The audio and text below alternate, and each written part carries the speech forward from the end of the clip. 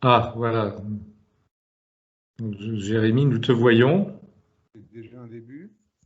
Est-ce que vous m'entendez? Alors, très mal. Moi, en tout cas, je t'entends très mal. Je ne sais pas si les autres t'entendent bien. Je suis Euh, navré. et il y a un décalage. Oui? Est-ce que c'est mieux comme ça? Ah oui, puis il y a moins de décalage entre la parole et l'image en plus. Bon, ben, je vais faire comme ça.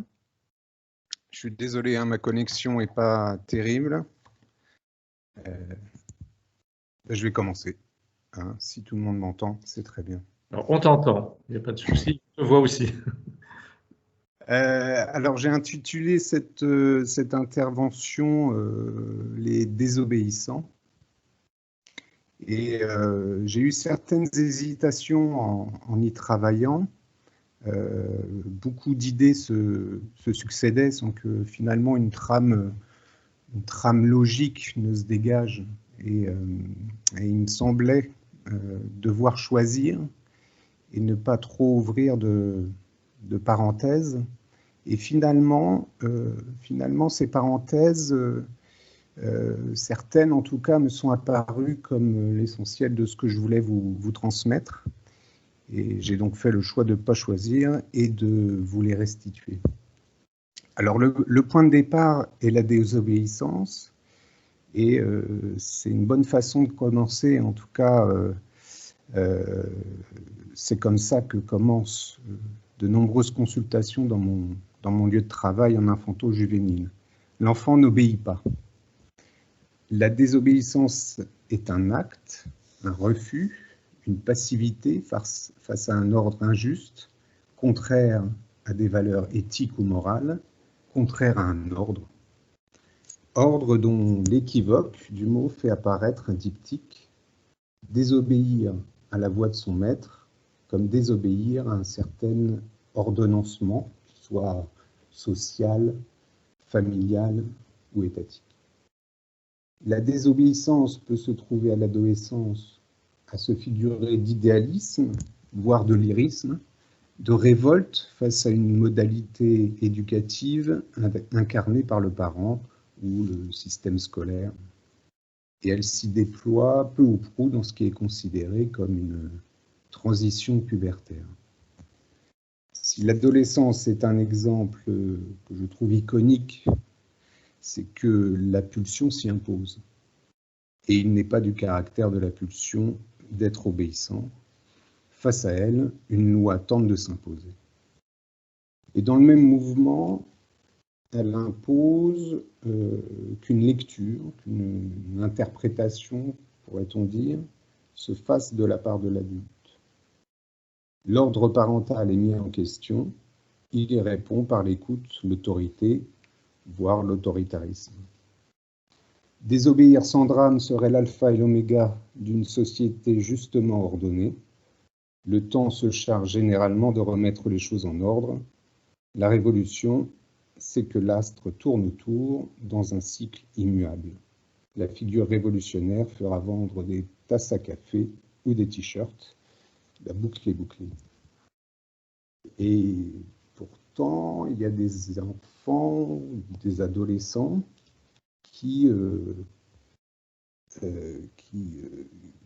pour qui cet ordonnancement ne fonctionne pas. Et l'effort pour imposer une loi à la pulsion échoue. Alors plutôt que m'attarder à la perspective de la limitation ou du cadrage, je vous propose de lire la désobéissance par sa dimension de refus. Et pour ce faire, je vous propose de considérer cette question à partir d'une part l'étymologie du terme obéir, qui vient du latin oboedire, prêter l'oreille, et d'autre part une définition plus classique qui serait d'être soumis à. Qu'est-ce qui est refusé par l'enfant désobéissant? À quoi ne prête-t-il pas l'oreille? Et à contrario, à quoi est-il soumis? Prêter l'oreille, c'est justement ce que Raphaël ne fait pas. Il n'écoute pas. Raphaël a 5 ans quand je le rencontre avec sa mère. Il est en grande section de maternelle. L'enfant se met souvent en colère pour de petites choses, précise-t-elle. Raphaël a une sœur jumelle avec laquelle il y a beaucoup de conflits. Roman a 5 ans et 2 minutes de plus. Ces 2 minutes sont peut-être de ces petites choses, justement, qui font la différence. De cette grossesse, la mère indiquera qu'en tant que parent, le couple s'était projeté une vie à 3 avant la naissance des jumeaux. Il faudra combiner autrement pour atteindre cette trinité. Comment atteindre 3 quand il y a 4 moins 1 par exemple. Et ma clinique souvent m'a fait entendre que certains enfants pouvaient tenir cette place de moins 1 ou d'enfant en trop. Romane, donc, la jumelle, est en plus par rapport à son frère, plus calme, plus facile, plus ouverte. Mais à entendre la mère des jumeaux, en tant que parents, ils ne font pas de différence. Alors, est-ce que c'est une dénégation, possiblement, ou est-ce l'illustration que plus et moins ne se différencient pas quand ils valent dans un couplage où chaque terme a une fonction logique l'un au regard de l'autre? C'est-à-dire que plus et moins valent la même chose quand ils sont interdépendants. Autre question, l'économie psychique de ces parents nécessite-t-elle de mettre en fonction l'antagonisme plus-moins quand le fantasme, là le fantasme d'une vie à 3, quand ce fantasme ne tient plus? 1 an et demi après la naissance des jumeaux, elle fera une fausse couche, plus 1, moins 1, pour rester dans l'illustration mathématique. Raphaël est quotidiennement puni à l'école du fait de son comportement. Il fut une période où il mordait sa sœur et les autres enfants. C'est Dolto, je crois, qui distingue comme ça les mordeurs d'amour des mordeurs agressifs. Que ce soit l'amour ou la haine, il s'agit toujours d'un rapport à l'autre, où l'oralité est engagée d'un acte où la pulsion trouve à se satisfaire. Quand je rencontre Raphaël, il a peur du noir depuis 3 mois. Alors je ne vais pas me mettre à détailler la fonction de la phobie pour l'enfant, mais juste vous indiquer que son rôle de fiction, avec un X, de l'angoisse, afin de souligner que l'angoisse aussi y est engagée. Peur du noir donc, et notamment d'un couloir qui mène aux chambres. En m'intéressant à ce couloir, j'apprends que les photos de famille y sont accrochées. La sériation familiale terme à terme s'affiche comme les coches sur le bâton du chasseur. Alors si j'emploie cette métaphore, c'est aussi et surtout pour faire entendre l'angoisse en jeu. L'angoisse qui se fixe au lieu censé représenter ou donner à voir le tableau de l'ensemble familial. Les colères de l'enfant sont partout, sauf chez les parents de madame. Alors il a noté que la grand-mère maternelle est en burn-out depuis 2015. Les colères sont presque partout donc et provoquent l'énervement parental.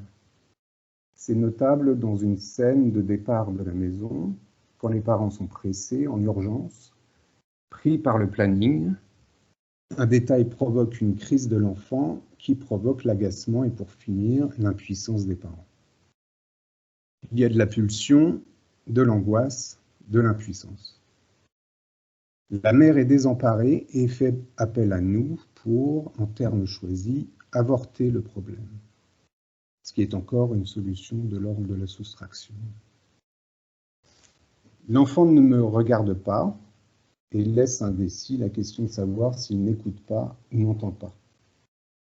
Il dessinera un chat à grande queue, une queue en échelle. Alors ça serait à développer, mais il me semble que le dessin d'une échelle ou d'un escalier, ce que font souvent les enfants en consultation, renvoie à un certain ordonnancement phallique. Comme ça. Ça pourrait, par l'interprétation du dessin, donner peut-être une idée du positionnement du sujet par rapport à cet ordre. Disons qu'ici, il est localisé dans une partie d'un corps, la queue, et sachant ce qu'il advient de certains chats, c'est d'une partie cessible, comme dirait Lacan, dont il s'agit, c'est-à-dire une partie qui peut être cédée, séparée et offerte. Et c'est justement parce qu'un objet est cessible qu'il peut fixer la question du manque et de l'angoisse. Donc, durant cette séance inaugurale, il dira non à sa mère, interviendra à quelques reprises, je noterai une phrase qu'il prononce, « Je suis disparu ». Ce sera notre point de départ, je le reverrai ensuite à plusieurs reprises. Alors, je ne vais pas vous faire le déroulé du suivi, mais vous dire qu'il y aura un refus manifeste de sa part d'interagir avec moi, avec une certaine fuite du regard récurrente. Qu'est-ce qui, d'ailleurs, est à fuir? Mes interventions ne sont pas entendues ou pas écoutées. Elles restent majoritairement sans réponse et sans réaction. Il ne semble pas prêter attention à ce que je lui raconte. Il dessine bien d'ailleurs, des super-héros dont le costume forme un corps particulier, un corps bouclier. Sans plus d'idées, je lui propose de dessiner le super-héros dans son costume de ville, et sous le costume du héros, un autre héros en costume. La figure, comme ça, d'une toute-puissance imaginaire, habille l'enfant. Elle peut pallier à d'autres registres inefficaces à cela. Si du registre imaginaire, il y a le super-héros, du point de vue symbolique, il y a parfois peu d'assises, et il n'y aurait peut-être qu'un être disparu, pour reprendre les mots de Raphaël.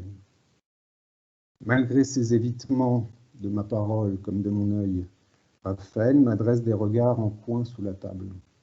Il tente ce que je prends pour des rapprochements. Il se met à disposer des feutres à la verticale pour former une barrière.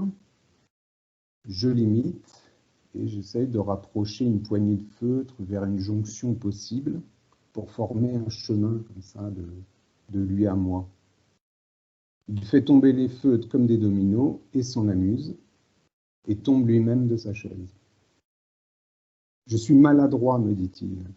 Alors maladroit, c'est un terme que les parents emploient pour désigner leur enfant. Effectivement, Raphaël tombe au sol, des objets lui échappent des mains. Alors je prends le parti de ne pas être totalement dupe de sa maladresse. Pas dupe où je fais le pari comme ça que ça pourrait aussi s'interpréter comme un jeu. Ça tombe, donc, il s'en amuse et répète un numéro à la Pierre Richard, figure clownesque qui témoigne d'un corps tombant, glissant, n'obéissant plus ou tributaire d'une peau de banane ou d'une porte vitrée. Et de mon côté, je réponds systématiquement du côté de la parodie ou du jeu. Il y a de la pulsion, de l'angoisse, de l'impuissance et la chute. Pendant plusieurs semaines, rien d'inédit. Ces séquences se répètent, puis une rencontre avec les parents s'organise. Alors, je ne sais plus ce qui se dit précisément, mais ce qui me reste, c'est l'agacement des parents. Il est manifeste. Et l'enfant fait en sorte d'illustrer l'impasse qui est la leur. Il s'agite, interrompt, il est bruyant. Je ne me souviens plus non plus des termes de mes interventions. Et ce qui est marquant, c'est la rage du père. Une rage telle que je serais amené à déplier cette scène en supervision. La scène est celle-ci. Alors, premier temps. Le fils vient sur les genoux de son père alors que celui-ci et sa femme se plaignent d'être sans solution. Il vient sur les genoux de son père et de cette place jette des figurines dans un bac placé à 1 mètre de là. Il rejoue cela avec mon accord. Je m'indique seulement de rapprocher la source et le but pour que ça fasse moins de bruit, pour qu'on puisse s'entendre. À cela, il est sourd, il continue. Alors, dans mon travail de supervision, l'image de cet enfant jetant des objets des genoux de son père, je la restitue avec une impression de vérité, comme un instantané structurel que je ne peux définir.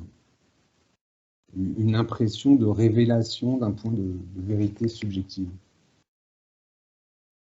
Pendant l'entretien, j'avais bien attribué une fonction à ces objets, alors un objet détaché depuis le père, comme une vague illustration oedipienne, objet du Forda, un Forda sans verbalisation. Il y a plusieurs références théoriques comme ça qui se succèdent sans finalement trouver à y répondre. En lui proposant de faire silence par souci de bien s'entendre, et malgré ce sentiment de vérité que cette scène m'inspire, je fais en sorte d'y faire silence. Je fais d'ailleurs silence à une scène sans mots. S'il s'agit d'un point de vérité intersubjective, c'est assourdissant et insupportable. Deuxième temps. L'enfant poursuit son jeu, le père s'agace et tente sans succès à faire valoir son autorité. Mais sa colère est disproportionnée. Et là, c'est moi qui essaye d'arrêter le père, non sans mal. Il ne m'entend pas. Et jusqu'à la fin de la séance, d'ailleurs, il insistera à se plaindre de son fils. À sa colère, je ne peux imposer le silence. C'est finalement l'impuissance du père que cette scène met à jour. C'est sa castration et ce que cela provoque chez lui d'y être confronté, qui se verbalise, non sans fureur. Nous nous arrêtons sur cette impuissance. Je n'ai rien à leur proposer que de leur faire le constat sur le pas de la porte que l'impuissance est le lot de chacun. Séance suivante. L'enfant et la mère sont tous sourires en salle d'attente. Et d'emblée dans mon bureau, Raphaël s'adresse à moi et me fait savoir. J'ai été gentil à l'école et à la maison.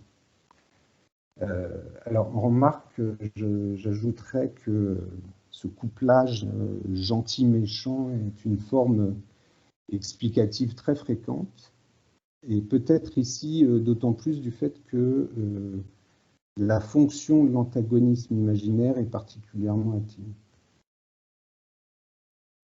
J'ai été gentil donc, à l'école et à la maison. Je suis intelligent maintenant. Ils m'ont dit d'être sage si je voulais des cartes Pokémon. Raphaël vient me dire qu'il prête maintenant l'oreille aux solutions parentales, celles du raisonnable et de la récompense. Le raisonnable serait de pouvoir prêter l'oreille à une conviction et acquiescer, et la récompense vient comme illustrer l'utilisation de l'objet désiré, celui qui, par ailleurs, pallie au manque. Autre lecture de cette solution, le « je suis intelligent maintenant », qui vient à la place de « je suis maladroit », et qui renvoie peut-être lui-même à cette dénomination que je traduis comme ça par un -1. Le « je suis », le « ils m'ont », et liant le tout, ce contrat en traité de paix, l'avoir. Quelle que soit la lecture, être et avoir se conjuguent et l'apaisement est manifeste. Pulsion, castration, chute, nomination, être et avoir, j'ai ces éléments prélevés de la scène. À partir de ces éléments et d'un sentiment de vérité structurelle, appelons-le comme ça, je convoque des références théoriques. J'en ai énoncé certaines, et en y travaillant ensuite, un point plus précis de la théorie surgit. Celui du couple aliénation-séparation avec lequel Lacan tente de déterminer la formation du sujet en consignant pulsion, langage et objet. Il explique, on trouve ça dans le séminaire 11, il explique que l'enfant advient au monde avec la perte d'une partie de lui-même, le placenta, le corps de la mère, part définitivement perdue que le sujet va désirer retrouver par des pulsions partielles. L'objet perdu est localisé dans le corps de l'autre. Le fantasme, c'est d'ailleurs la présence imaginée dans l'autre de l'objet perdu. Comme il s'agit d'une place en creux, elle peut être occupée par n'importe quel objet. Cette pulsion, telle qu'elle est conceptualisée par la psychanalyse, se fait par une boucle d'une zone érogène, d'une source, zone érogène, vers un objet et un retour à la zone de satisfaction. La jouissance pulsionnelle s'atteint en suivant le chemin de la pulsion, que son objet soit raté, dévié, sublimé ou symptomatisé finalement. L'objet est d'autant plus raté qu'il est à jamais perdu, constitutivement, je vous l'ai indiqué tout à l'heure. Et que l'objet soit raté, ça a des conséquences dans le rapport à l'autre. De cette rencontre pulsionnelle avec l'autre, ce que le sujet trouve, c'est un lieu de langage. Un langage qui préexiste et dont les lois et les règles le précèdent. Il doit s'y conformer pour obtenir la reconnaissance de l'autre qui parle. Il en prendra les éléments qui le constitueront. Pour lier ce circuit automatique de la pulsion à la rencontre du langage, Lacan formalise l'opération aliénation-séparation comme première opération fondatrice du sujet. Je vous laisse vous référer au séminaire 11 pour ce qui est du choix forcé et vous indique simplement que dans la rencontre avec ce langage, un choix particulier se propose au sujet, qui n'est pas encore sujet et qui se définira quand l'opération sera bouclée. Et ce choix correspond à choisir ou pas le langage.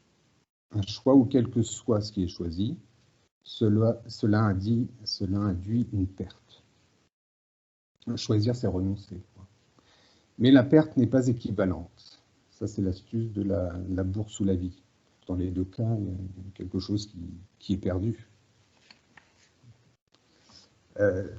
Cette rencontre avec le signifiant et ce devoir choisir se fait d'un lieu investi généralement par la mère, c'est elle, ou son équivalent qui traduira le cri de l'enfant au signifiant.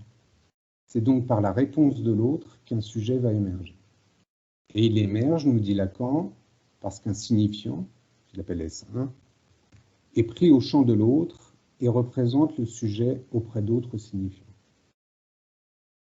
Alors, un signifiant est pris au champ de l'autre signifie que dans la constitution du sujet, un signifiant doit être capturé au champ de l'autre. Et c'est d'autant plus aisé que dans cet échange symbolique, l'autre maternel viendra interpréter l'enfant. Son cri, le cri de l'enfant, manifestation d'un besoin sans signification, sera hissé au rang de signifiant par cette interprétation. La conséquence logique de cette capture, c'est que le sujet en devenir est tributaire des signifiants qui l'ont désigné. Que veut dire représente le sujet auprès d'autres signifiants? Alors ça veut dire, me semble-t-il, que du fait qu'il est un signifiant, il est pris dans l'articulation avec les autres signifiants. Il n'est pas signifiant tout seul. Le signifiant tout seul, c'est le signifiant qui est en dehors du système. C'est la nomination absolue, hors sens et mortifère. Pris dans une articulation et obéissant aux lois du langage, sa valeur de désignation absolue s'efface. Et c'est ça, faire le choix du sens, me semble-t-il. Choisir le sens fait disparaître une nomination univoque, qui serait « je suis cela et uniquement cela ». Cette signification une est alors perdue et devient une perte non représentable. Cela signifie surtout, pour ce qui m'intéresse aujourd'hui, ça signifie que le sujet parlant ne peut recouvrir la question de l'être. Lacan, dans le séminaire 11, donc, page 192 de la version de poche, nous choisissons l'être, le sujet disparaît, il nous échappe, il tombe dans le non-sens. Nous choisissons le sens, et le sens ne subsiste qu'écorné de cette partie de non-sens qui est, à proprement parler, ce qui constitue dans la réalisation du sujet l'inconscient. C'est-à-dire que le sujet peut se représenter dans l'ordre du langage, du sens, mais cela ne lui permet pas de saisir la signification de son être, dans son unité. Une part reste perdue, sa part inconsciente. Elle lui reste étrangère. C'est-à-dire aussi que le sujet ne se reconnaît pas dans les manifestations de son inconscient. Elles lui apparaissent comme hors sens. Je le fais, mais je ne sais pas pourquoi. Ou j'ai ce symptôme, mais je ne comprends pas. Ça me concerne de près, mais comme le répète une de mes patientes, je ne sais pas. Et ça, on le constate quotidiennement en consultation. La thérapie est en quelque sorte l'appel à une interprétation d'un autre pour s'y retrouver. Deux structures advenir en tant que sujet, c'est donc advenir dans un intervalle, après capture sous un signifiant et avant qu'un sens soit donné à son être. Autre conséquence pour le sujet de prêter l'oreille au signifiant, c'est que cette perte au passage deviendra la cause de son désir. Un objet cause du désir prendra cette place, un peu à l'image de l'objet de la pulsion, et prendra la charge de la question du manque. Un manque recouvre l'autre. Je peux le résumer ainsi. Le sujet cherche son être non plus dans le corps maternel, non plus par l'élection d'un signifiant univoque, mais dans le désir de l'autre. Et ça, c'est le versant séparation de l'opération aliénation-séparation. Par la substitution d'un manque à être dans le langage, par le manque d'un objet perdu. Objet particulier qui assure la liaison du langage et de la pulsion et qui vient à signifier le manque. C'est cette solution qui donne accès au désir. C'est la solution du signifiant phallique, de la castration et de son cortège d'angoisse. Alors, l'angoisse était présente chez Raphaël et c'est pourtant pas ce que les parents mettent en avant. L'enfant non plus d'ailleurs. Ce qu'ils mettent en avant, c'est qu'il n'écoute pas, il désobéit. Et finalement, ce qui est mis en avant, ce que la demande parentale vient interroger, c'est tout ce qui ne répond pas au discours de bon ordre des choses. C'est tout ce qui semble devoir se négocier au-delà du discours. Et ça, plutôt dans le corps à corps. Deux structures, pris dans la chaîne signifiante, le sujet n'y est que comme manque, absent. Absent, il l'est également en tant qu'objet dans le désir de l'autre. Il y est intimement concerné, mais finalement perdu. Et ce que la désobéissance révèle peut-être, c'est faire entendre ce qu'est l'enfant dans le désir parental. Ce serait une réponse à ce qu'est l'enfant dans ce désir. Quel objet est Raphaël dans le désir de l'autre? À quelle place dans le désir est-il? La mère semble apporter une réponse, c'est avorton. L'avorton, d'ailleurs, c'est l'être chétif, mal conformé, une demi-portion. Cette nomination est sans détour, je trouve. Si elle désigne une position de l'enfant dans le fantasme, celle-ci est à destin mortifère. Et il me semble que Raphaël a affaire avec cette détermination, qui semble le représenter comme en trop ou en moins. Un corps très présent et une absence dans la relation. Dans le fantasme de l'autre, comme dans la relation, il est désigné comme cet avorton. Nomination qui peut-être redouble ou vient en écho à un fait de structure, l'absence de signification dans l'autre. Il n'y serait que sans y être. C'est, me semble-t-il, cette nomination que Raphaël obéit et désobéit.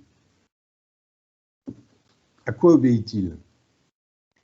Mon idée est qu'il est soumis à un signifiant équivalent d'un -1 et démontre cette aliénation au langage, dans le sens où le sujet entre dans la signification de lui-même le « je suis », par des signifiants capturés et qui ont un statut particulier, qui ont un poids, un impact particulier et qui le représentent.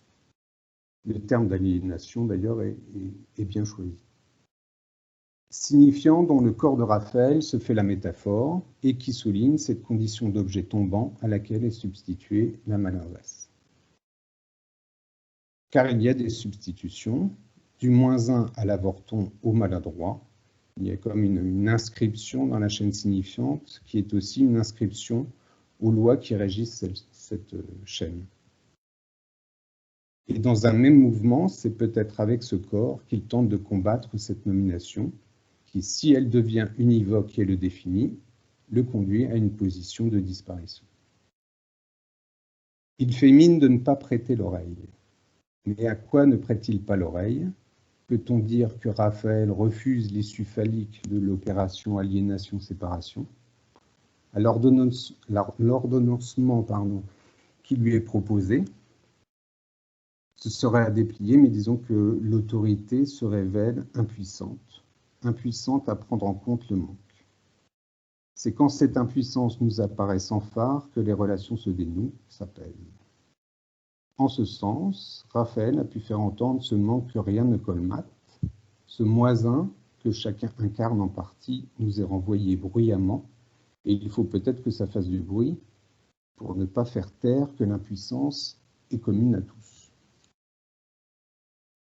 Alors je vais arrêter ce bricolage un peu théorique sur ces questions et ces hypothèses pour ouvrir une parenthèse qui pour moi a son importance. Elle vient de ce sentiment que plus la perspective théorique se déploie, plus la clinique s'y confronte et plus l'idée d'une compréhension s'éloigne, je trouve, au profit peut-être d'un discours qui ne vaut plus que par lui-même. Et il y a une question qui a traversé toute la constitution de cette intervention. C'est comment formaliser un temps clinique. Ce faisant, le risque est peut-être de tirer la clinique, de la tordre pour la faire entrer dans un discours, un discours et son jargon, et de vouloir créer une unité plus ou moins bien ficelée qui se veut solide. Et à vouloir de la solidité, le risque est peut-être de transformer l'or en plomb, pour reprendre une image freudienne. Alors, ma tentative d'une explication par ce point théorique me semble incomplète, insatisfaisante. Ça ne s'y loge pas tout à fait. Il y a des points qui restent obscurs. Elle échappe à cerner totalement la clinique.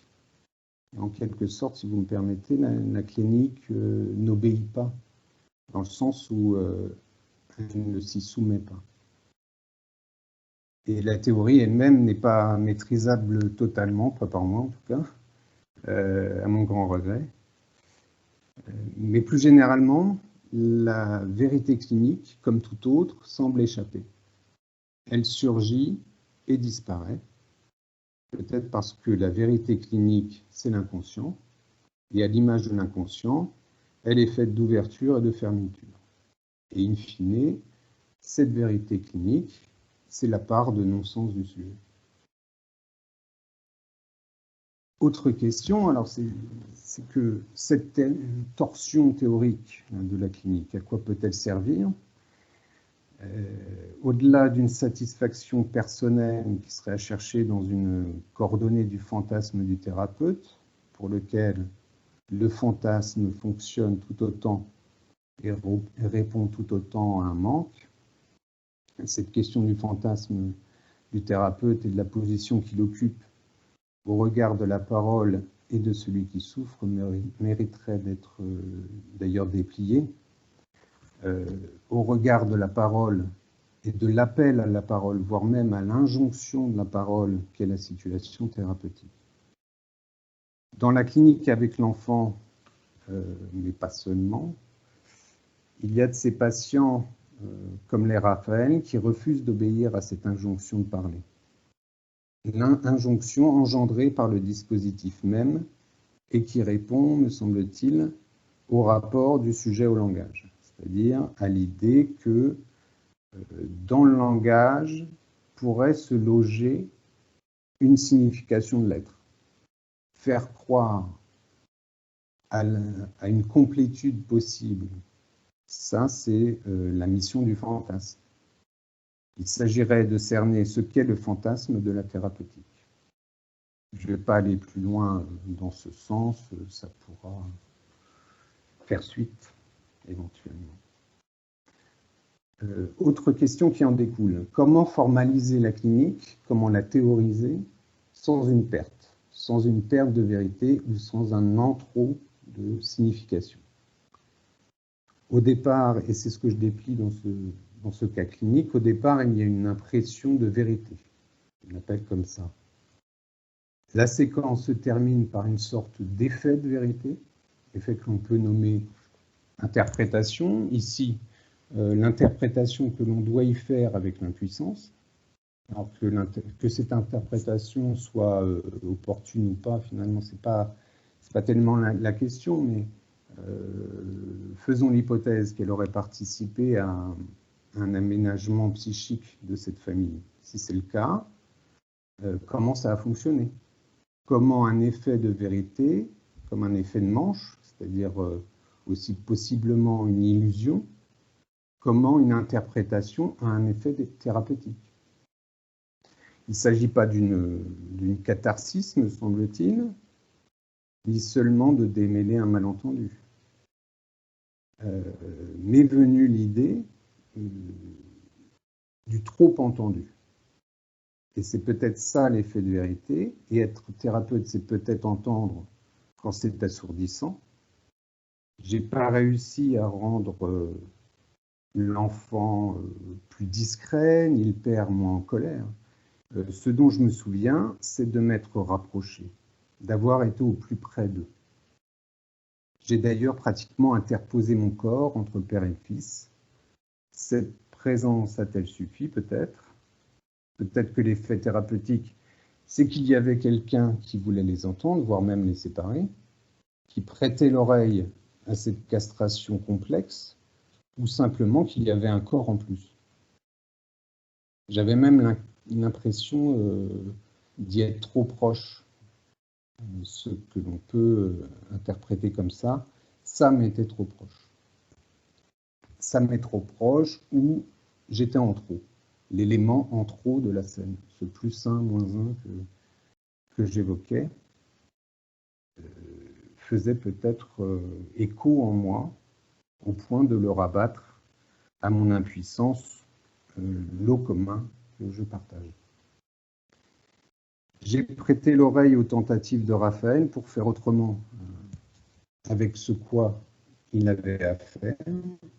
J'en ai conclu qu'être en trop ou en moins, c'est aussi une place constitutive dans le fantasme et qu'il ne s'agit pas tant de la faire taire que de l'entendre. Car prêter l'oreille ne signifie pas pour autant l'entendre.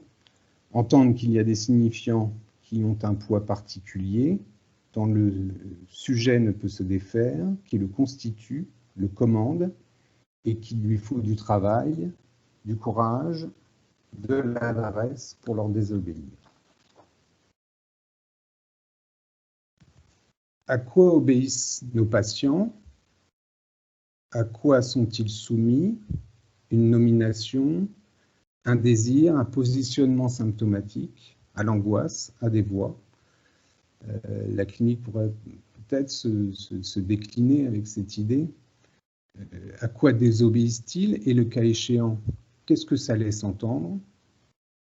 Et ceux qui sont en place de les écouter, les thérapeutes, à quoi obéissent-ils? À un courant théorique, à une idée de ce que c'est qu'un psy, au fantasme qui circule dans le dispositif, à une éthique, ça j'espère. La clinique révèle aussi la vérité de cette position particulière du psy, d'entendre et d'intervenir à partir de la parole. Et la vérité qui se révèle, c'est celle d'une mission impossible, c'est-à-dire je pense, une mission face à l'impossible, qui serait l'impossible à dépasser, l'impossible à soigner, l'impossible à théoriser même. Et c'est peut-être là le point de départ. Des gens qui se méfient des psys, il y en a. Des patients réfractaires aussi. Ils n'ont peut-être pas tort, puisque la thérapie est un lieu d'obéissance. D'obéissance aux lois du signifiant, puisqu'à suivre Lacan, tout à chacun y est aliéné. Au mieux, on y prête l'oreille. Quand le sujet obéit à des discours, à des signifiants qui le constituent et qui ont ce poids ravageant que nous découvrons dans nos consultations, nous sommes enclins à prôner la désobéissance. Je vous laisse avec cette perspective et je vous remercie de m'avoir écouté.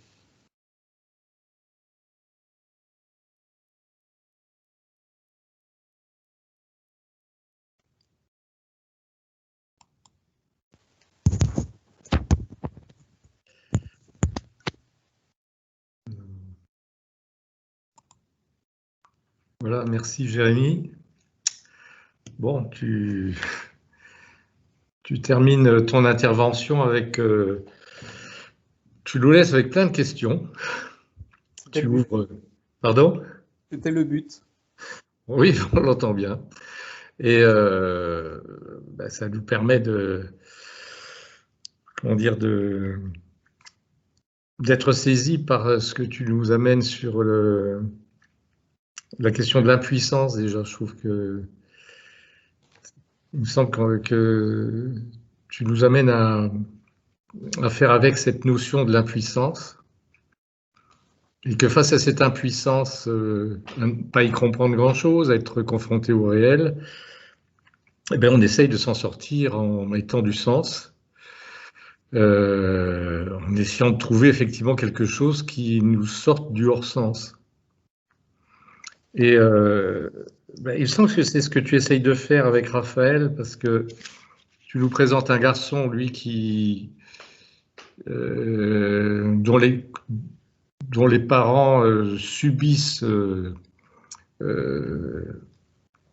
sa désobéissance, sa difficulté à entendre quelque chose, et on a l'impression que ça dépasse les parents, ça devient hors sens pour eux. Et je trouve que dans ta démarche, moi ça m'a apporté beaucoup d'entendre de la manière dont tu poses ta clinique, en tout cas. Dans ta démarche, je trouve que tu donnes un sens justement à ce qui n'en a pas. Et ça me fait penser au travail, ce que propose Malval dans son abord avec, lui c'est pour les patients psychotiques, mais il dit d'essayer de mettre une significantisation de la jouissance. Et peu importe au fond si cette significantisation est la vérité, c'est que ça fait entrer le sujet dans un sens. Ça donne sens en tout cas à ce qu'on ne comprend pas. Et alors déjà toi-même en parlant de désobéissance, moi je ne savais pas du tout qu'une l'étymologie avait à voir avec entendre quelque chose, accorder l'oreille à quelqu'un d'autre. Accorder l'oreille, d'ailleurs, on peut dire, c'est aussi prêter l'oreille. C'est se séparer d'une partie de soi. On prête son oreille. Il y a quelque chose de l'organe qui est donné à l'autre. On voit bien cette question de séparation. Et je trouve que quand tu amènes tout ça, tu amènes du sens, effectivement. Mais ça fait entrer Raphaël dans une position de sujet. À t'entendre, on entend un enfant qui a une histoire.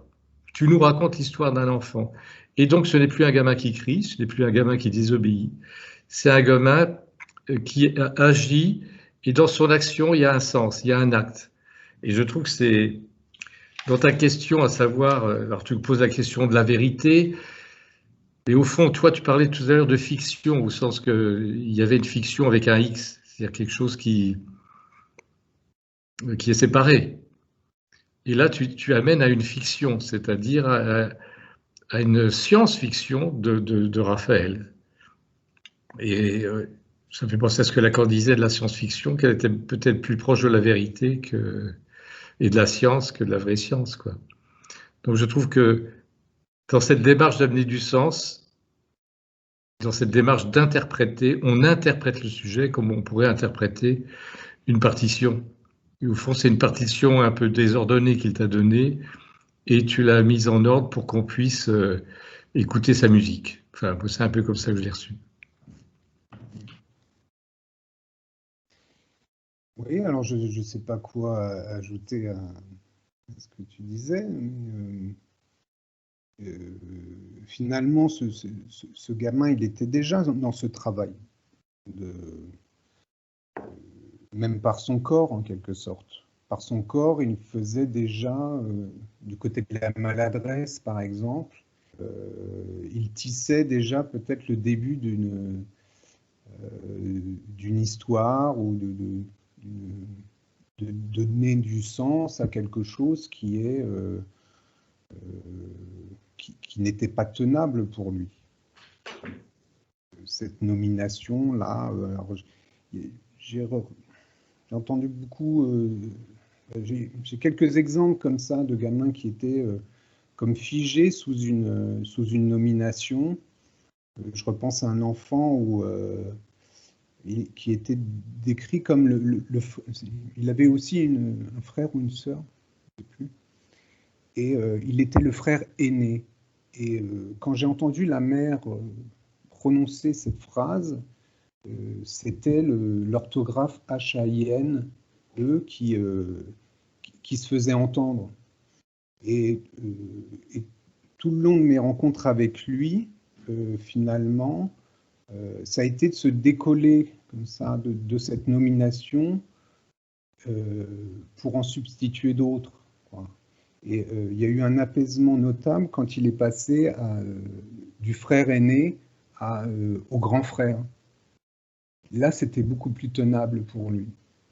Et je ne sais pas comment, mais ça a eu un effet très apaisant pour lui. Et donc, Raphaël était déjà dans cette tentative, je trouve, une tentative sans mots.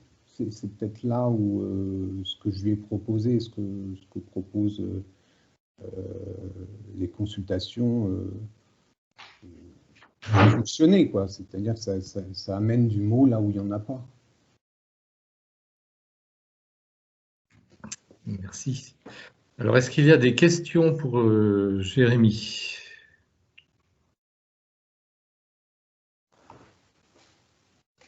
Je ne vois pas.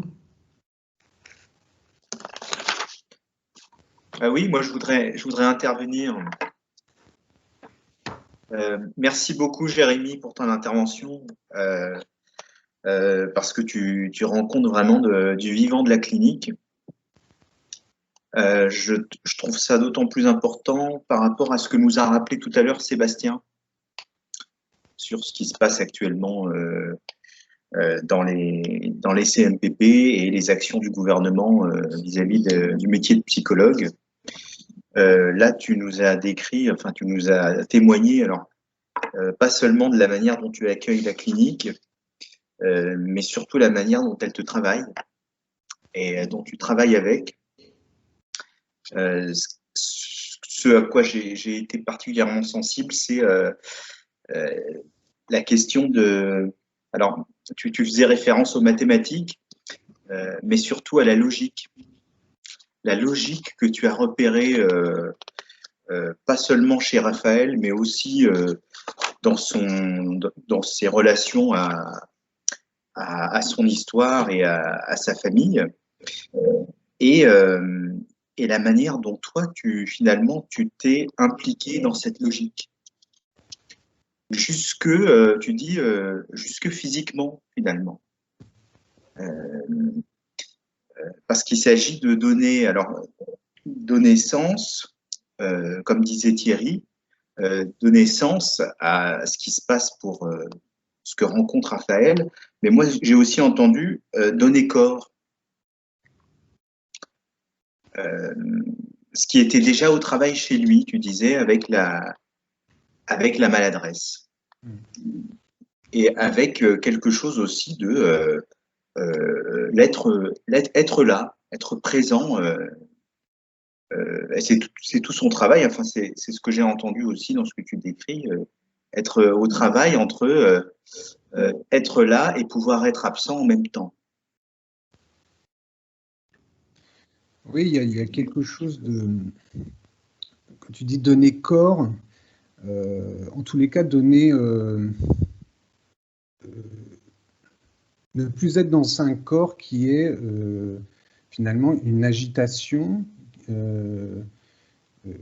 qui est peut-être le signe d'une jouissance comme ça. Enfin, il y a quelque chose de... il y a quelque chose dans son corps qui à la fois était un travail du côté de la maladresse, mais qui était en même temps un corps subi. Ça soulignait peut-être les deux faces de la pièce, quoi. Il y a quelque chose comme ça. Et oui, alors la question de la logique, c'est peut-être, en tous les cas j'espère, c'est comme ça que j'essaye de me présenter, c'est d'entendre ou d'être alerte de la logique de la jouissance, c'est-à-dire quelque chose qui dépasse le sujet et qui le fait agir, voire suragir, comme ce gamin pouvait le faire.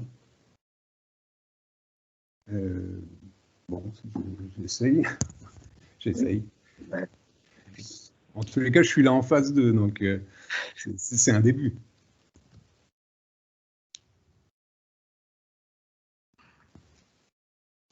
Alors, est-ce qu'il y a d'autres questions parmi les participants?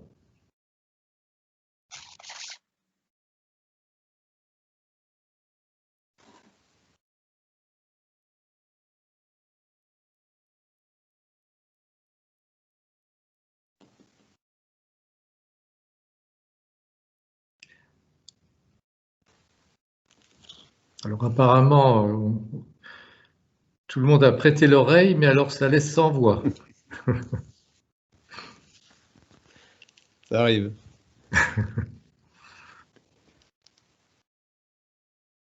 Bon, ben, s'il n'y a plus de questions, je vais redemander encore une fois s'il y a des questions, si quelqu'un veut intervenir. Sinon, nous allons clore le séminaire.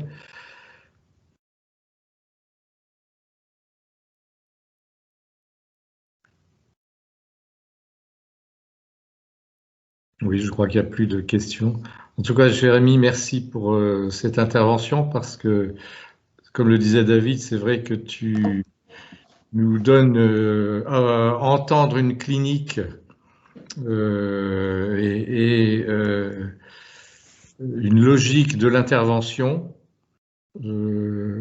avec effectivement une orientation de la cure. Et c'est important de le démontrer aujourd'hui plus que jamais, avec effectivement tout ce qui se passe actuellement à propos de ce qui vise l'intervention du psychologue ou du psychothérapeute en France. Voilà, merci à toi. Merci à vous. Très vivifiant, une clinique comme ça. Alors, voilà la fin de la saison. Nous vous donnons donc tous rendez-vous alors certainement fin septembre, début octobre. Pour les dates ne sont pas encore déterminées, mais comme je vous l'ai annoncé au début, c'est un vrai débit de parole. Au début, comment dire, j'ai perdu le mot. Oui, le thème du séminaire sera sur, en tout cas l'épistémologie, sera sur l'épistémologie freudienne Et c'est peut-être aussi important aujourd'hui de remettre Freud aussi, je ne vais pas dire à l'honneur, parce que mais c'est vrai qu'il a subi tellement de déshonneur qu'on peut effectivement le mettre à l'honneur l'année prochaine. Voilà. Oui. Et ce sera en présentiel, normalement, hein, précisé. Oui, présentiel. À l'université, retour à l'université, voilà. Bien, merci à tous et puis bonnes vacances. Bon été. Salut. Au revoir. Merci Jérémy. Oui, merci Jérémy. Au revoir à tous. Au revoir. Au revoir. Au revoir à tous.